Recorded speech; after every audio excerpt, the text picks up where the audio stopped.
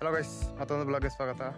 ನಮ್ಮ ಸಂಸ್ಕೃತಿಯಲ್ಲಿ ಬೆಳಕು ಬರೀ ದೀಪವಲ್ಲ, ಅದು ಜ್ಞಾನ, ಶುದ್ಧತೆ, ಭಕ್ತಿ ಮತ್ತು ದೈವಿಕ ಅನುಗ್ರಹದ ಸಂಕೇತ ಆಗಿರುತ್ತೆ. ಈ ರೀತಿಯಾಗಿ ಬೆಳಕಿನ ಹಬ್ಬವನ್ನು ಆಚರಿಸೋದನ್ನು ಲಕ್ಷ ದೀಪೋತ್ಸವ ಅಂತ ಕರಿತೀವಿ. ಇವತ್ತು ಕಾರ್ತಿಕ ಮಾಸದ ಕೊನೆ ಸೋಮವಾರ ಆಗಿರೋದ್ರಿಂದ ನಮ್ಮನೆ ಹತ್ರ ಇರುವಂಥ ಶಿವನ ದೇವಸ್ಥಾನ ಮತ್ತು ವಿಷ್ಣು ದೇವಸ್ಥಾನದಲ್ಲಿ ಲಕ್ಷ ದೀಪೋತ್ಸವವನ್ನು ಆಚರಿಸ್ತಿದ್ದಾರೆ. ಬನ್ನಿ, ಅದು ಹೇಗಿರುತ್ತೆ ಅಂತ ನಿಮಗೂ ತೋರಿಸ್ಕೊಡ್ತೀನಿ. ನಾವು ನಮ್ಮನೆ ಹತ್ರ ಇರೋ ದೇವಸ್ಥಾನ ಹತ್ರ ಬಂದಿದ್ದೀವಿ. ಇಲ್ಲಿ ತುಂಬ ಭಕ್ತರುಗಳು ದೇವರ ದರ್ಶನಕ್ಕೋಸ್ಕರ ವೆಯ್ಟ್ ಮಾಡ್ತಿದ್ದಾರೆ.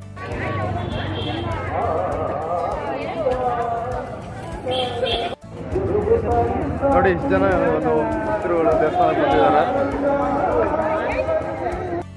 ಕೊನೆಗೂ ನಾವು ದೇವಸ್ಥಾನದ ಕ್ಯೂವಲ್ಲಿ ನಿಂತ್ಕೊಂಡಿದ್ದೀನಿ. ಸೊ ಇಲ್ಲಿ ಸಣ್ಣ ಮೇಳ ಥರ ನಡೀತಿದೆ.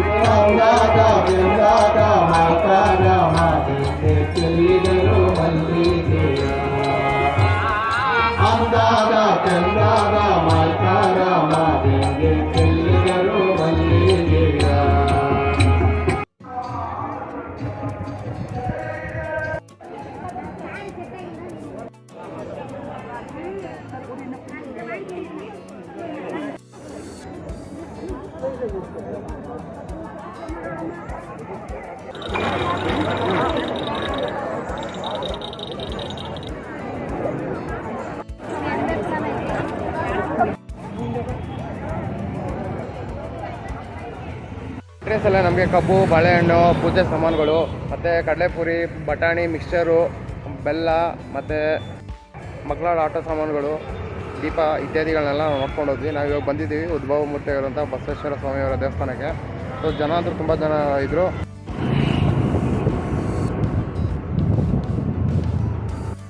ಸೊ ಈಗ ನಾನು ಬೇಗೂರಿನ ಒಂದು ನಾಗೇಶ್ವರ ಟೆಂಪಲಲ್ಲಿದ್ದೀನಿ.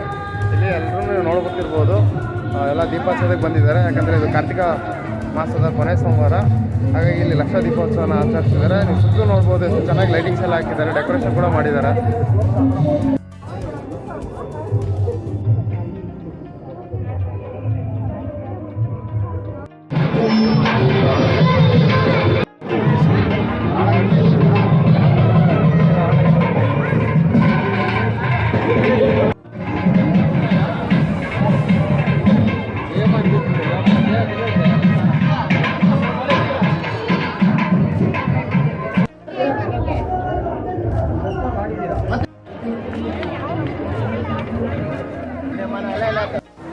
ದೇವ್ರ ದರ್ಶನ ಎಲ್ಲ ಮುಗಿಸ್ಕೊಂಡು ಗರ್ಭಗುಡಿಯಿಂದ ಹೊರಗಡೆ ಬಂದಿದ್ದೀನಿ.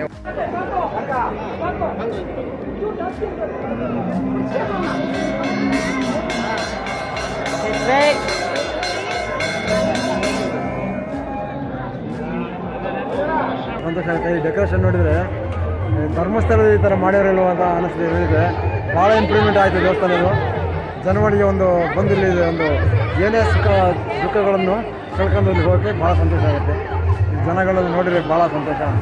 ಥ್ಯಾಂಕ್ ಯು ಸರ್, ನಿಮ್ಮ ಅಭಿಪ್ರಾಯನ ಹಂಚ್ಕೊಂಡಿದ್ದಕ್ಕೆ.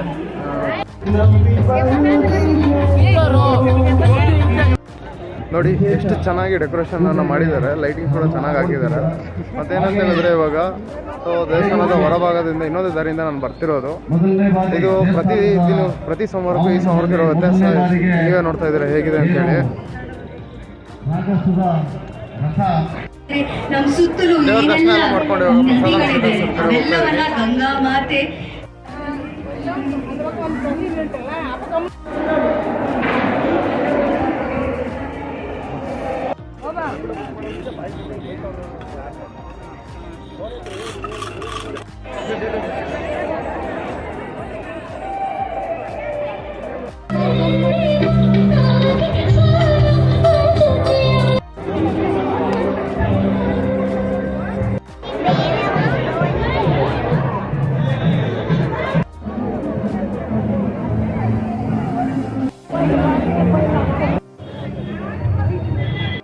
ಕಾರ್ತಿಕ ಮಾಸದ ಒಂದು ಕೊನೆ ಸೋಮವಾರ ಈ ರೀತಿಯಾಗಿ ತುಂಬ ಚೆನ್ನಾಗಿತ್ತು. ಭಕ್ತಾದಿಗಳು ಲಕ್ಷ ದೀಪನ ಹಚ್ಚಿಬಿಟ್ಟು ಅವರ ಅನಿಸಿಕೆಗಳನ್ನ ತುಂಬ ಚೆನ್ನಾಗಿ ಹೇಳಿದ್ರು. ಕೆಲವರಂತೂ ವೀಡಿಯೋಗೆ ಒಪ್ಕೊಳ್ಳಿಲ್ಲ, ಬಟ್ ಆದರೆ ಎಲ್ಲರೂ ಚೆನ್ನಾಗಿರಲಿ ಅಂತೇಳಿ ಎಲ್ಲರೂ ಬೇಡ್ಕೊಂಡಿದ್ದೀನಿ ಅಂಥೇಳಿ ಹೇಳಿದ್ರು.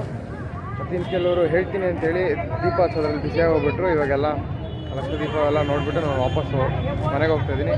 ಜ್ಯೋತಿ ವಿಹಾನ ಕೂಡ ಹಚ್ಚಾದ್ಮೇಲೆ ಎಲ್ಲ ದೀಪಗಳನ್ನ ಹಚ್ಚಿದ್ದು. ಹೋಗಬೇಕಾದ್ರೆ ಬಸವಣ್ಣನವ್ರನ್ನ ಕಡಲೆ ಬೀಜದಲ್ಲಿ ಅಲಂಕರಿಸಿದ್ದನ್ನು ನಾವು ನೋಡಿದ್ವಿ. ಅದು ತುಂಬ ಚೆನ್ನಾಗಿ ಅಲಂಕಾರ ಮಾಡಿದ್ರು.